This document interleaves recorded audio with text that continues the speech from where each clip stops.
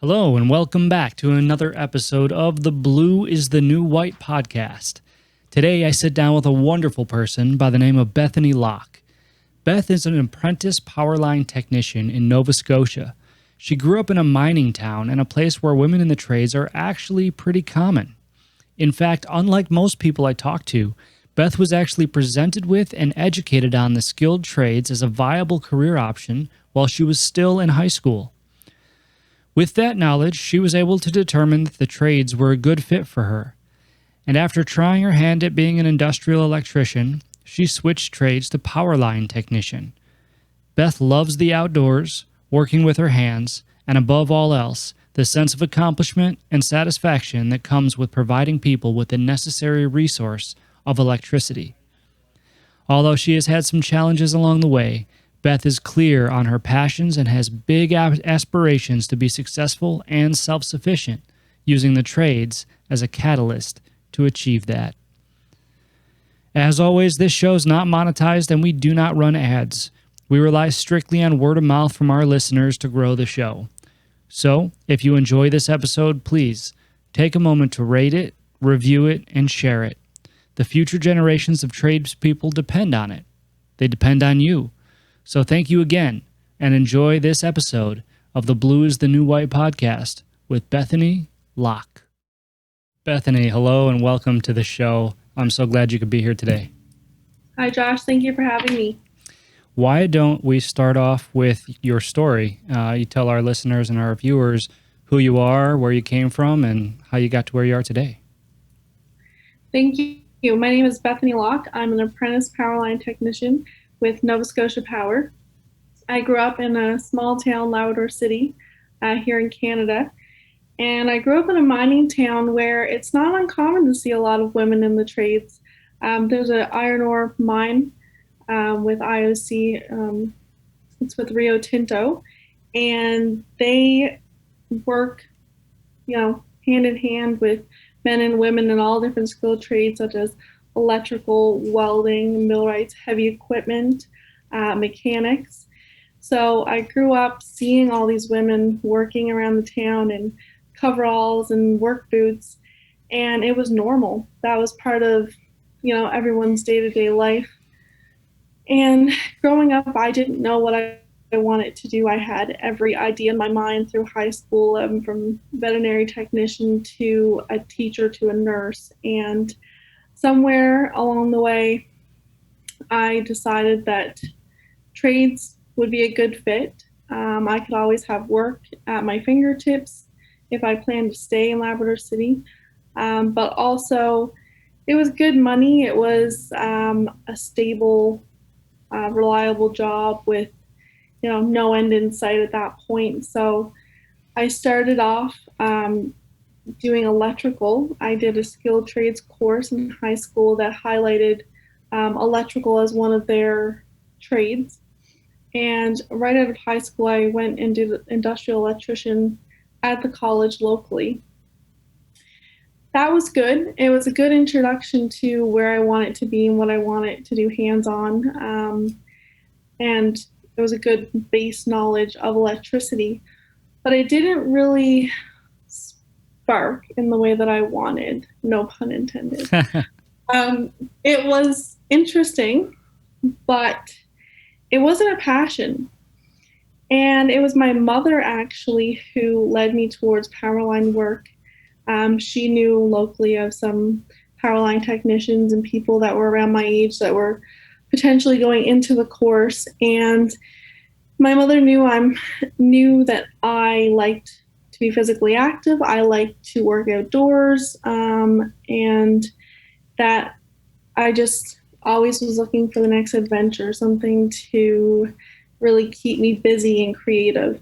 So I looked into the course and thought, this is it. It's physically active. I can spend my days outdoors and I can help other people along the way. Wow. That's awesome. It's not typical, I got to say. Typically when I talk to people about the trades and how they got in them, it was more of an unintentional entrance. Right. And it sounds like you actually made the decision in high school to go into the trades. Granted, you changed, what your major trade was, but the trades were a decision in high school. Is that right? Yes, that's right. There were lots of options given in the skill trades course, as well as showcased throughout the community. See local, female welders or female electricians working within the community, or heavy equipment operators coming from outside of the mine, and that really, opened your eyes to possibilities. And then it was kind of like making the decision: is this something you can see yourself doing for 20 to 30 years? Yeah, yeah, and that's definitely something that it's not easy for a high school student to answer that question. You know what I mean? Which I think is why they're so impressionable, especially when college is pushed so much on them. I'm a little curious about your high school career. We're going to start back at the beginning. We'll work our way up. So you said that you come from a town that it's not uncommon for to have females in the trades, women in the trades. Is it something that was actually pushed in high school, or was it something that was brought to light, or was it typical to be pushed towards a college education still? There's definitely a mix of both. So they showcase a lot of good university courses, such as, a lot of people in Nova Scotia went to become teachers or dental hygienists, or even more of like musicians and such. So there was a very large offering of what's out there. But then the trades was also literally in our backyard. So they highlighted that enough as well, that it was an equal balance of here's your options. Both are good. You'll make good money and have stable careers. And then they just kind of left it up to us to, if we wanted to do the skill trades courses, we could. And, rather than doing all these chemistry courses and biology and extensive maths and physics, there was other options for people who wanted to be more hands-on, which is good. Oh, very cool. That's not typically what I hear. What I usually hear is that people don't know anything about the trades in high school because they aren't usually taught. So it sounds like you kind of had a leg up in the beginning, coming from a mining town and a town that was heavy into the skilled trades work. So that sounds like at least you knew your options. You know what I'm saying? So I'm curious. I mean, you said that you weren't exactly sure what you wanted to do. Anything from a vet to a teacher to a nurse. Is it because of the hands-on work that you decided against those things? Is it truly just the ability to be more physically active and outdoors and stuff like that? I feel like the outdoors part of it was the biggest aspect for me, because I've always been a physically active person. I love sports and just spending my time outdoors. So the fact that I wasn't confined to an office or, behind a computer screen, I don't have to spend my days writing a lot of notes out. That was a big part of my decision.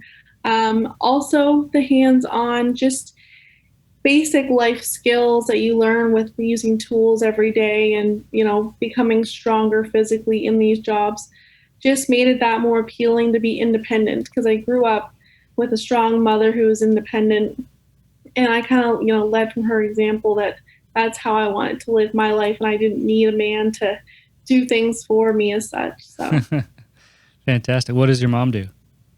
my mom is actually an insurance broker. Oh, okay. But she, appreciates all the women that live in our town or live in Labrador City. I don't live there anymore, but she sees them, when she's going to get her coffee in the morning, heading to work, and we both appreciate all the work that they've done and, how difficult their jobs are. So I think for me, she thinks that's great that I can be independent, have this good, stable job, and really at the end of the day, I can do everything myself if I need to, between housework, vehicle work, now that I have the basic knowledge of tools. Yeah. And that's so important. And it's almost lost on, I think, on a lot of people these days, in these generations. And the trades, aside from the town that you grew up in, aren't very prevalent, and people aren't really, I think it's fair to say, people aren't really interested in doing trade work for whatever reason, and we'll get to that in a minute. But I think that's valid. It's very valid, because there's things that you learn that you don't know what you're going to need. You know what I mean? And that to have that ability, even a base understanding of what it means and how to, I guess it's the fundamentals of how to figure something out, right? And I think that's one of the things that I take away from the trades is it's a basic fundamental on how to solve problems. And it doesn't matter what that problem is, learning a trade almost teaches you how to look at that problem objectively and then go through your diagnosis. And again, it doesn't have to be anything physical or material. You can look at a personal problem or a relationship problem or whatever kind of problem and still have that as a transferable skill. People don't often, talk about that, but it's true, I think. That's right. It's like, you just see the bigger picture with trades.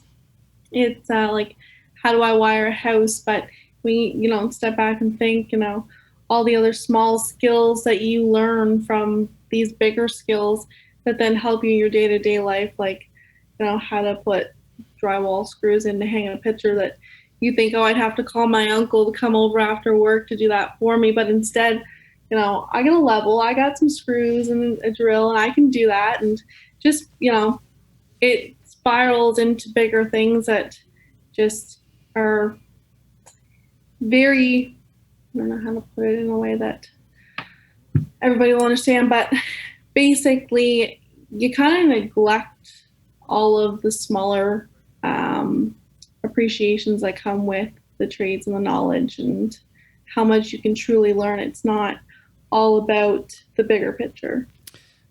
I understand exactly what you're saying. Let's use the analogy of like being able to put a bike chain back on, right? It's a basic skill. It's a basic understanding. Too many people in the world don't know how to do that, but it's about more than that, right? It's not about putting the chain back on the bike. It's about the kid that asked you to do it. You know what I'm saying? It's about having that ability, that tiny little ability to, I don't know, help people, I guess. That's something that I hear a lot. So your mom sounds awesome, by the way. She is great. So she's actually the one that pushed you to become a Powerline technician. Yeah, she has a friend who did the course and worked more on the communication side of it, but still went through with the schooling. And then I have an older brother who's a crane operator by trade, and one of his friends was going into the Powerline trade. So she then told me about my brother's friend who was interested in it, thought that, we had both the similar lifestyles and that it would be fitting for me as well. Oh, very cool. So I'm curious. I mean, I know that you said that it's not uncommon for women to be in the trades where you're from. You also mentioned that you don't live there anymore. Is that right? That's right. I'm now in Nova Scotia in Halifax. Okay. So, I mean, can I ask if there's ever been a circumstance where you weren't sure that you wanted to be in the trades because you're a woman, or if you faced any adversity in that aspect? Definitely. So I started in the trade about 5 years ago. I completed my first year, my apprenticeship, and there's been a lot of bumpy roads where at times I didn't think that this was the right job for me, and I didn't know that I would stay in the trade because, in Labrador City, there are a lot of trades and a lot of women in the trades, but not this trade in particular. So I didn't have anyone as a mentor that could help me through what it was like to be a Powerline technician apprentice and then be a female on top of it. People expected me to be just as good as the men, if not better. It wasn't, it was never enough to be as good. I was held to a higher standard with my strength, my knowledge, and I was always told that, you don't smile enough. You're a lot prettier when you smile. That I had to go to the gym more, that I was, my strength alone wasn't enough, that I had to work harder. And then, eventually people told me when I met the right people in my career that, work smarter, not harder. It does, you don't have to kill yourself in the job. In my trade, they say you're supposed to be able to lift about 50 pounds, which I feel confident I can do that. I have since, upped my weight training and a bunch of other activities like boxing outside. It helps me stay strong. But it also helps me mentally stay in check, because there are a lot of people who don't accept me in the trade. They don't like to see a woman, and that could be from my coworkers who are old school and they don't think that women belong in the trades, or it's customers who would rather speak to the males that show up when their power's out, not the female that shows up, and kind of stands behind the men. They want to ask the male, why is our power out? When's the power going to come back on? And they don't care to hear if I know why their power's off.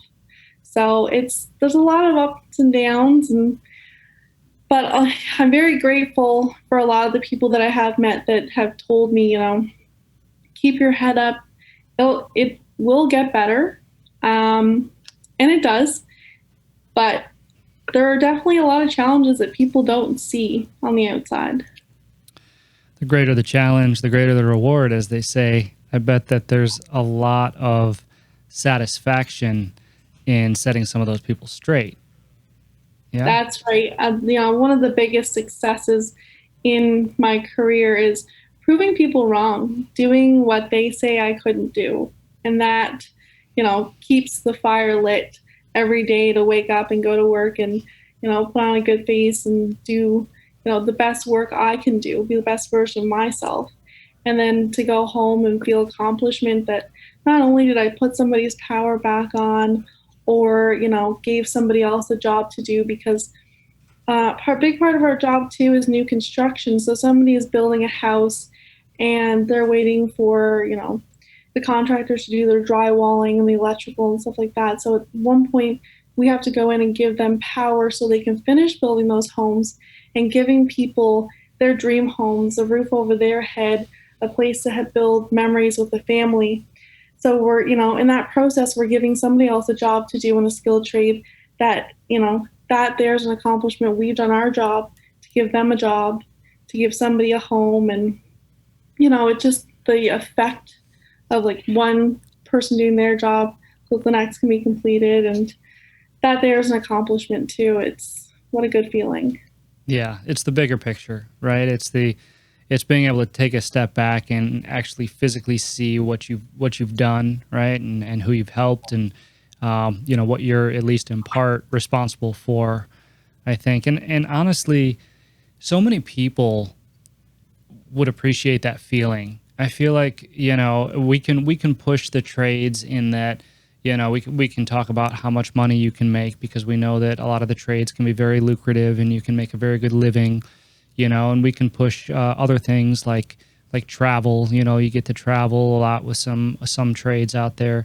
But man, if we could find a way to push that feeling that you just described, I think that could resonate with a lot of people. And that's really my objective here with the book and the podcast and everything else, is to really open people's eyes to what being in the trades actually means. And I think you just hit the nail on the head there. That's right. No, and you're very right. People don't see the bigger picture. It's, at a young age, people are so impressionable and they see, the big paychecks, the traveling, the excitement of it all. But really, when it comes down to it, there's a storm, there's a couple 100,000 people off. And when you're putting their power back on and you see them, the kids and the people coming out of their houses waving, thanking you for bringing their power back after 3 and 4 and 5 days, there's no better feeling in the world. than seeing people be grateful for the work you do. Yeah. And that's on a large scale too. I think Mackenzie actually talked about that in her podcast, refer to tradespeople as the other first responders, That's right. which is a really, really awesome analogy. And, I think it's important for people to realize too that, not only is the sense of satisfaction great for those circumstances, but there's also smaller daily circumstances too that you get almost that same feeling on a smaller scale. Like for instance, when I was in the field and I was running service, one of my specialties was pizza ovens, right? Not super glamorous, not pizza ovens are never really going to save anybody's life, unless you're putting out a literal fire. But I will tell you that I took care of a lot of small, call them mom and pop, pizza places. So they have one location, and it's their lifeblood.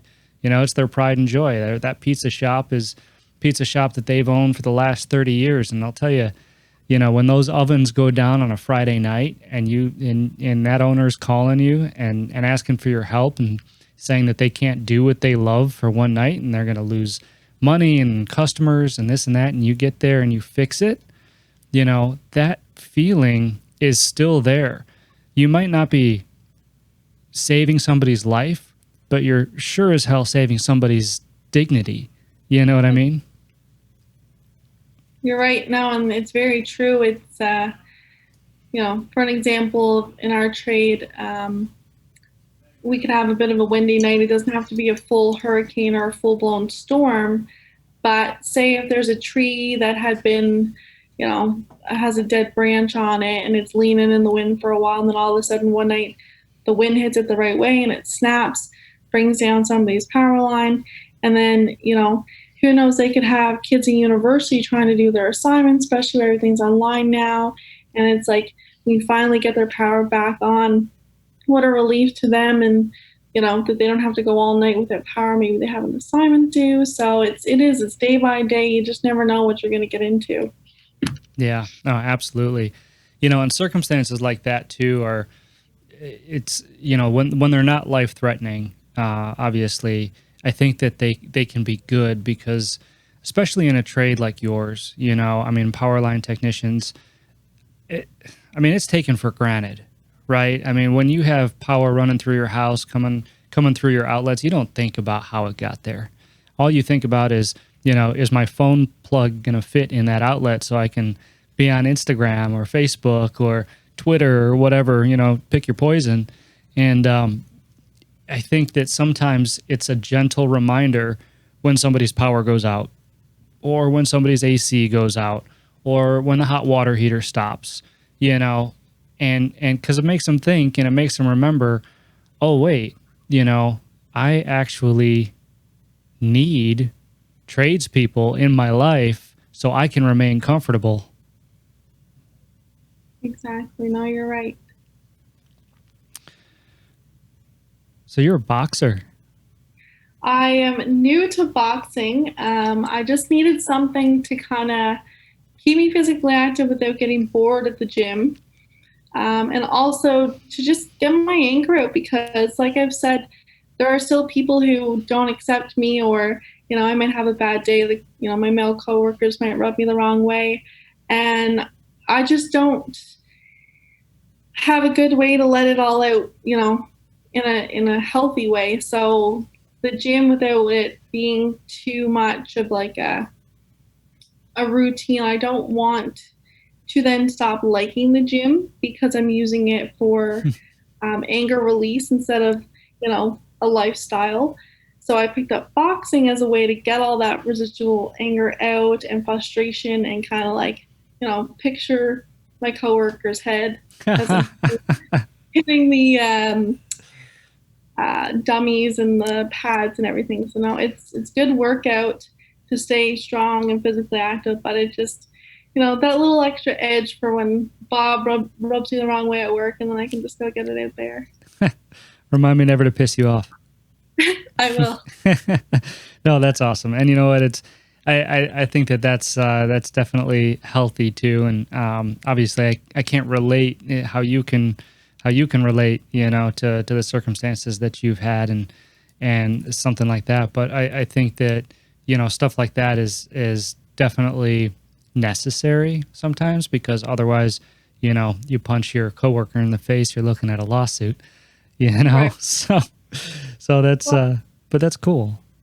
one of the biggest struggles that people kind of forget about in trades, and especially when you're a female amongst a lot of men and very few women, is that you mentally have to be prepared for situations you wouldn't expect yourself to be put in. And I think, we've come a long way to having women in the trades, but it's not perfect and it's nowhere near perfect. And it's going to take a lot more time to get there. But it takes a strong, mentally strong person to overcome day to day challenges, and eventually those day to day challenges add up. And so I definitely feel like you need something to keep you, in check. That way, like you said, you're not punching your coworkers, you're not getting to a place where you react in a negative way. It's all about, how you react in those situations. And this gives me a way to not react poorly. And then I can go and have better days and do what I love still.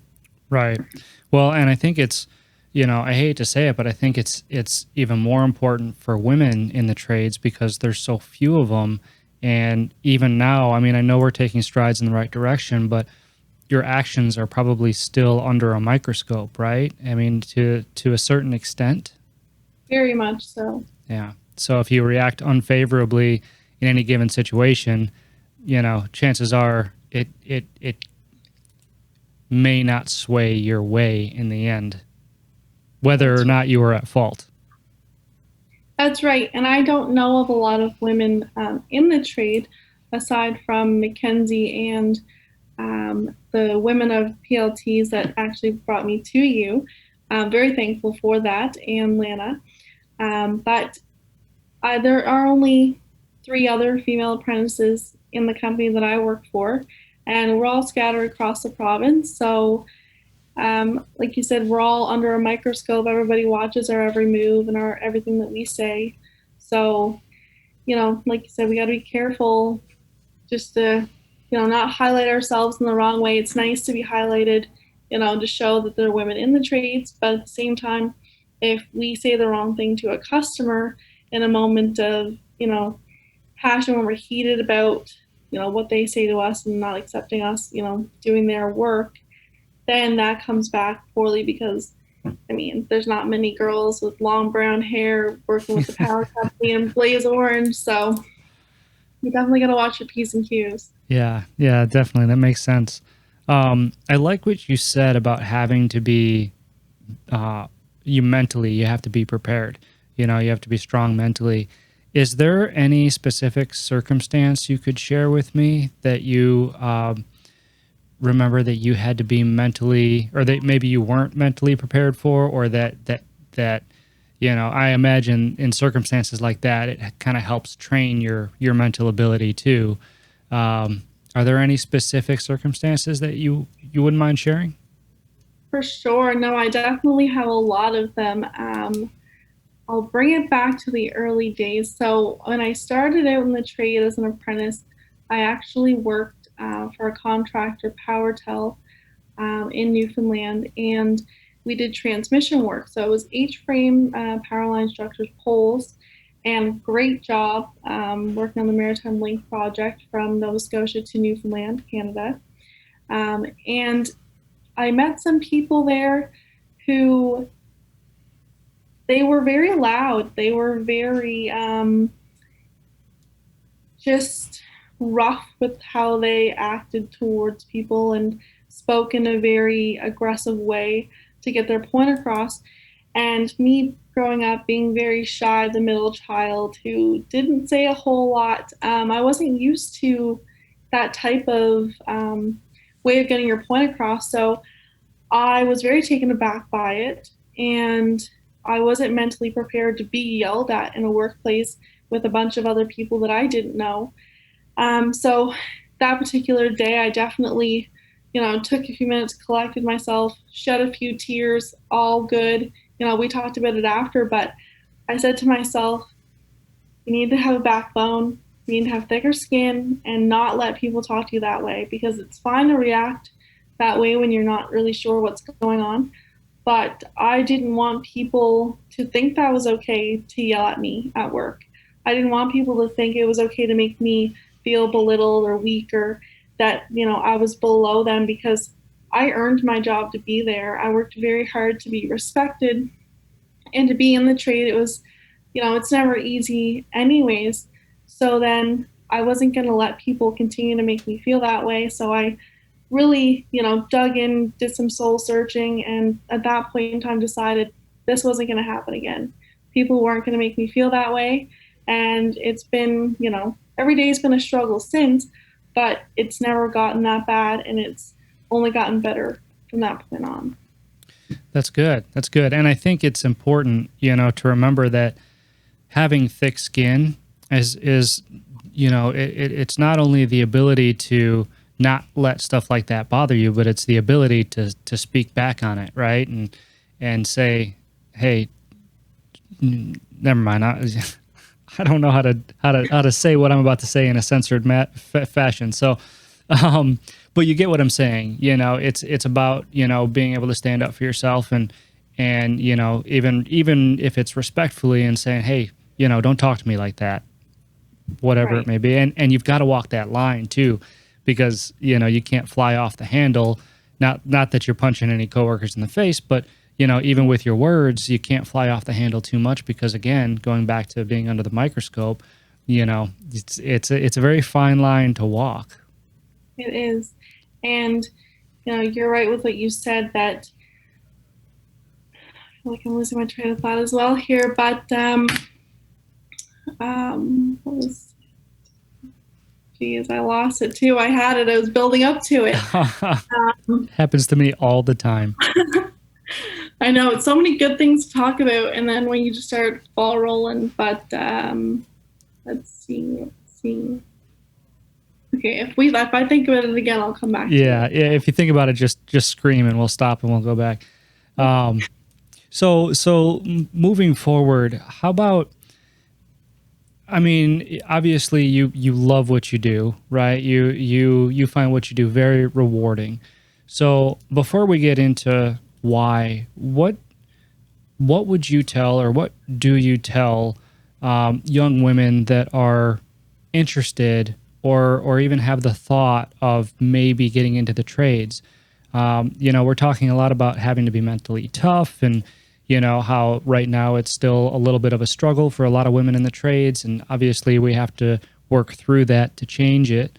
But what about the good reasons to be in this line of work? I would definitely tell them, like you said, about the reward of, just the sense of accomplishment, the independence that it brings, and the strength, like you said, mentally, but physically, you will become stronger, and it'll make you more confident. Also, as hard as climbing a pole can be, when you start out, you feel uncomfortable, you might be afraid of heights. There's always a beautiful view at the top of every climb. Whether it be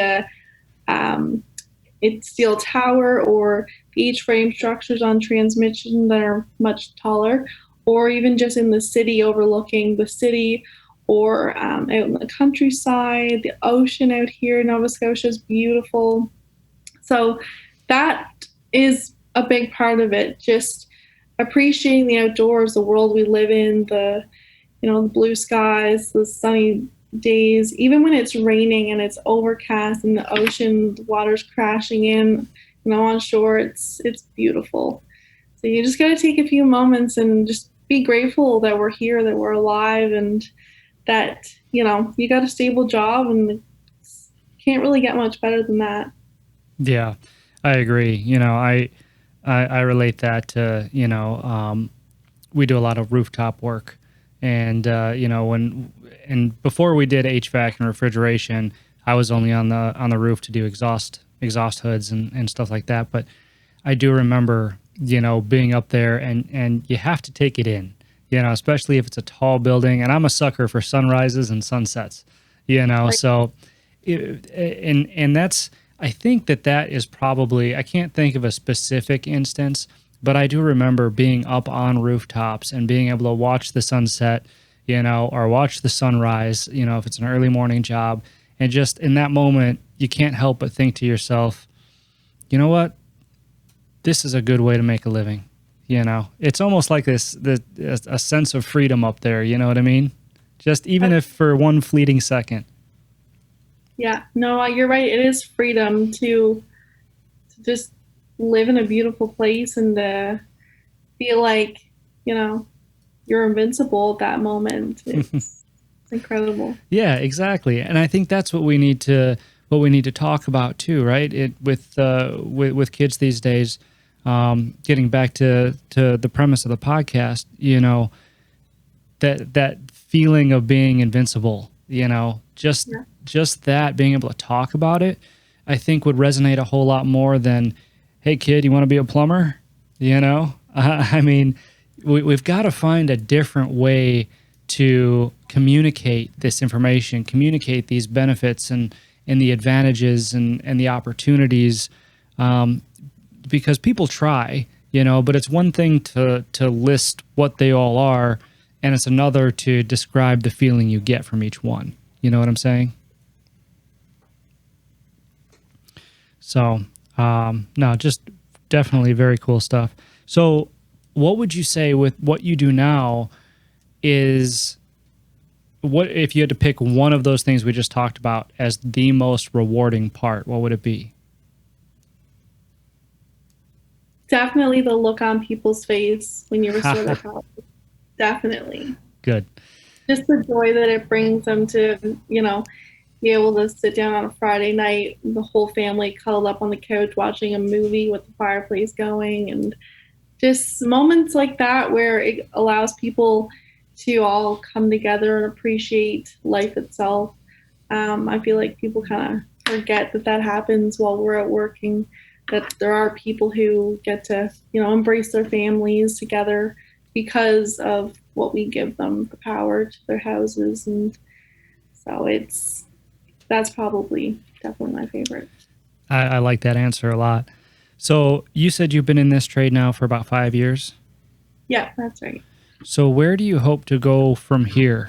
I mean, let's say in another 10 years, what do you hope to be doing? In 10 years, well, in the next 2 years, I'll have my Red Seal, my journeyman, interprovincial in Canada. So that's great. And at some point, if there's a hotline stick crew where we climb the poles and do all of the work live with insulated, tested sticks, that would be my kind of goal to get on that crew. I feel like it's an art, the work that they do, and how, we can keep the electricity on up to, for an example, 69,000 volts and still do our work and do it safely and go home at the end of the day. I feel like that's just a little bit challenging, a little bit exciting, a little bit dangerous. And so it's, like I said, it's an art for sure to be able to, master it. And at some point, I don't know if it would happen in 10 years, but I definitely like to have a journeyman or an apprentice under me that I could then mentor and teach and kind of give them what I didn't have as a mentor going through this. Although I have a lot of great people who have taught me a lot of great things, there's always room to learn and improve and to teach in a different way, and just to be fair to people coming after you and to give them a chance to learn and love it just as much as you do. Yeah. Yeah, absolutely. And it's, it's one of those things that, you can give back. You can teach others, how you found success in what you do, and then you get to watch that career flourish. And, it's a really good feeling, and I've had the pleasure of having a couple of apprentices under me, and they've all had much success. And there's apprentices that I've had under me, even when it was me in the field, they were working with me, and I think at least two of them now have gone on to start their own companies, and because that's my unique ability, right? Is I learned how to do the actual repairs in the field and turning the wrenches and all of that. But then I also have the business side that I enjoy, even more. And so I try to transfer all that knowledge over to whoever it is that is trying to learn from me, and I'm not, there's still a lot that I don't know. I tell everybody, one of the things I love about the trades is that you learn something new every day. If whether or not you're in the field or in the office or, the owner of the company, man, the learning just does not stop. No, you're right. There's always something to be learned. It's always time to improve and be a better version of yourself, whether it's, in your personal life or at work. So no, I'm so glad that you're the type of person that is willing to, give it all to somebody, give them their best chance of being the best version of themselves as well. Yeah. That's a double-edged sword sometimes because, when I'm training somebody, obviously I'm training them to work, for me. And then, but I'm really big on that. And I tell everybody in my company, that my ultimate goal is to enable their success, whether that means they just use me and my company as a stepping stone toward that, or if they find it here, at my company. Either way is fine, as long as they don't, hang me out to dry or anything like that, or give me 2 hours notice and say, hey, screw you, I'm out of here. Thanks for all your knowledge and money, but thankfully that hasn't happened. And I found that, as long as you treat people right, it usually doesn't happen. Yeah, exactly. So, wow, that's really cool. So I am curious. I'm going to backtrack a little bit. I'm sorry, but no, I'm curious what you didn't like about the industrial electrical aspect right before you got into being a Powerline tech. I really don't like tight spaces. And I found working in like junction boxes with really tiny wires and wrapping them around little screws, skinning the small, like, I don't even know what wire sizes they have anymore because we work with a lot bigger wire sizes now. But I found it was very tedious. And I've even since changed light fixtures in my mother's house since I've moved on to Powerline work. And I said to myself, no wonder I couldn't stay in it. I can't do it now. I can't fit, my hands aren't that big, but I couldn't fit them into the junction boxes with the wires and, turning a screwdriver and a wrench trying to get it all tight. It takes a skill to do that as well. And I'm glad I found early on that it wasn't for me. Yeah. And that's, what, I'm glad we backtracked, because that brings me to another point where, everybody has different skills, and I'm talking macro and micro. So, whether somebody is fit to go into the trades or fit to go into, college or university and to be something else, everybody has their own unique ability, and obviously you found yours in the trade work you're doing now as a Powerline tech, but you found out what it wasn't by going through that electrical. And I think that's important for people to remember. You have to try it. There's no other way. If you think you might like something, then you got to go out and try it. You got to go out and do it, even if it's to know that you actually don't like that thing. Like I thought I liked doing stunts. I liked jumping off buildings and letting myself on fire. Don't ask me why. But once I started doing it more and more, I found out all the things that I didn't like about it, and which led me ultimately into the trades. So, I think that was sounds like it was a very valuable lesson for you. It was, and to be honest, until this moment, I never really saw it that way. But you're right, it really, showed me what I didn't want and what I wanted. And you're right, you got to try things, because even in Powerline work, as it could sound basic at times that, there's overhead power lines that then get converted and step down to lower voltage. then brings the power into your house and your outlets. But there's so many different components of it that, you don't know all of them until you try them. So it's better to be well-rounded in all of, the underground part of it, the live line work, and then even just like the smaller parts where you're hooking up a house service with the 120, 240 volts. So it's, you don't, like you said, you don't know until you try, and better off being well-rounded or trying a bunch of different things until you figure out what you really are passionate about. Yeah, absolutely.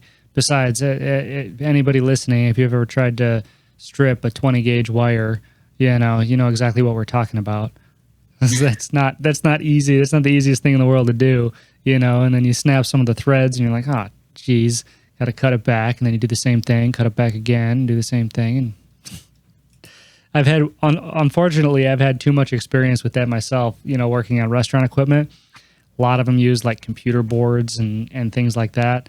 And yeah, sometimes that wire's super small. So I certainly understand, why you didn't like that aspect of it.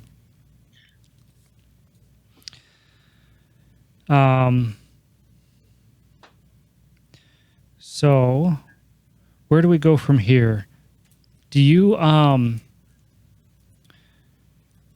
let's skip to the end. Let's skip all the way, not necessarily to the end, but let's skip forward. I asked you in 10 years, kind of where you saw yourself. But I want to skip all the way to when you're on your deathbed. I'm not trying to be morbid or anything. No, okay? That's fine. But what would cause you to look back on your life and call yourself a success? I would say waking up every day excited to go to work and loving what I do. Very simple, very to the point, but every day, even now, that I wake up and I love my job and I love getting up and going to work, and I feel like that, is a success because we're always grasping at the next best thing. We're always looking towards something, or there's always something else to achieve in our lives. But why are we always reaching, to be happier, to be better, to be more knowledgeable, and just, we got to step back and be, in the moment where we are, be happy with what we've done, what we've accomplished, and just waking up every day is the success for most people. It's very well said. Work to live or live to work. Right. No, that's excellent. I actually think that's a good stopping point. Is there anything else that you wanted to add or say to our audience?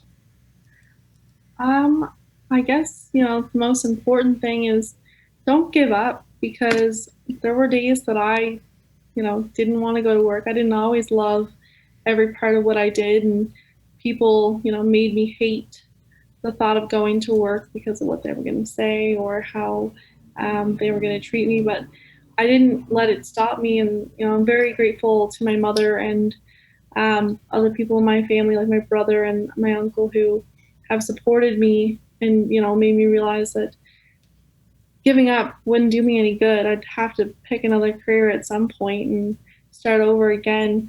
So if I truly loved it, just keep going. It's one day doesn't define your whole career, and one bad person that you're going to meet doesn't define, what your career is going to be like. So just keep pushing through, because it's worth it. It truly is, just to not give up. Very, very well said. I like that a lot. Bethany, thank you so much for coming on the show today. I really appreciate your time. I appreciate everything that you're doing for the trades, the industry, and really it just seems like you're pushing the whole industry forward with your mindset and the things that you do. So thank you for that. Thank you very much for having me on the show. It's great. I'm so glad that people are going to listen to this, and hopefully there'll be more Powerline technicians, whether it be men or women, coming our way soon. Absolutely. Why don't you tell people where they can find you? I can be found on Instagram at girlontheline95. Awesome handle, by the way. Thank you very much. Awesome. Well, Bethany, thank you so much for your time today.